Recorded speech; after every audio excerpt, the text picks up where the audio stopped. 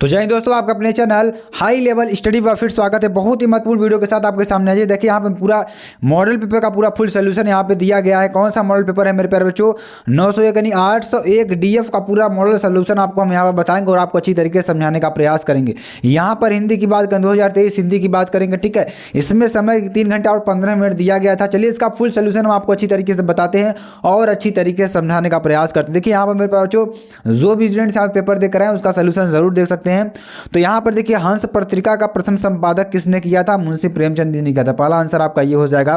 उसके बाद शुक्ल युग के प्रथम उपन्यासकार कौन थे मेरे भाई? धर्मवीर भारती, ठीक है। इसका आंसर ये हो जाएगा। और नीर का निर्माण फिर से किस विधा की रचना है? तो कौन सी विधा की रचना है? आत्मकथा है। क्या है? आत्मकथा है, ठीक है।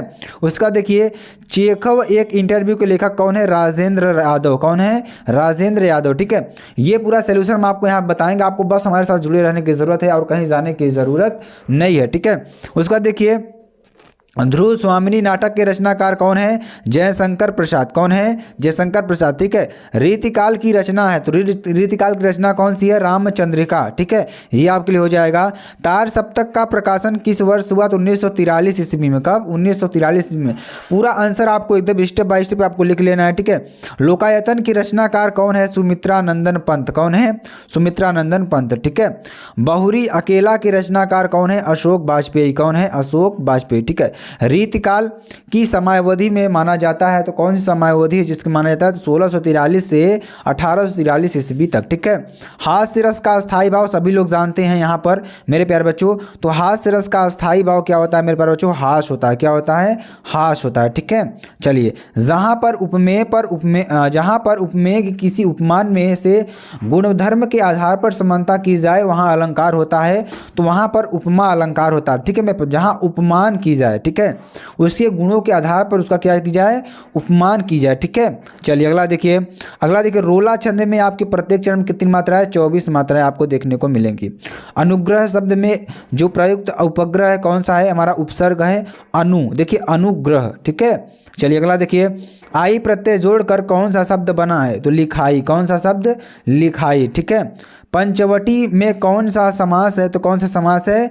द्विगु समास है। कौन सा है? द्विगु समास है, ठीक है। सूरज का तत्सम रूप कौन सा होता है? सूर्य। क्या होता है? सूर्य होता है, ठीक है। स्वागतम का संधि विच्छेद क्या होता है? यहाँ पर अगर हम बताएं, स्वागतम का संधि विच्छेद क्या होगा? सुधन आगतम। क्या होगा? सुधन आगतम, ठीक है। तो अगर फला शब्द की विभक्ति एवं वचन की बात करेंगे, तो यहाँ पे अगर आंसर की बात करेंगे, आंसर क्या हो जाएगा? पश्चिमी विभक्ति एक वचन, ठीक है। क्या हो जाएगा? पश्चिमी विभक्ति एक वचन, ठीक है। हसत शब्द का पुरुष एवं वचन है, तो हसत शब्द का जो पुरुष एवं वचन है कौन सा होगा? प्रथम पुरुष एक वचन। क्या हो जाएगा? प्रथम पुरुष एक वचन, ठीक है। वर्णनात्मक प्रश्न की बात करेंगे मेरे पास बच्चों, देखिए 21 नंबर है, ये आपके लिए बहुत ही इंपॉर्टेंट है, बहुत ही महत्वपूर्ण है। यहाँ पर देखिए, निम्नलिखित गद्यांश के आधारित पर दिए गए 3 प्रश्नों के उत्तर दीजिए। तो जिसे देखिए आपका लिए गद्यांश दे दिया गया है। गद्यांश में देखिए ये किसका है मेरे प्यारे बच्चों? अगर हम बात करें तो भारतीय संस्कृति। क्या? भारतीय संस्कृति।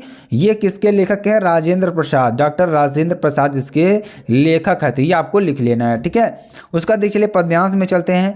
पद्यांश में देखिए, निम्नलिखित पद्यांश पर आधारित दिए गए 3 प्रश्नों का उत्तर दीजिए। सहे वार पर वार अंत तक, ये देखिए किसका है? सुभद्रा कुमारी चौहान जी का है। किसका है?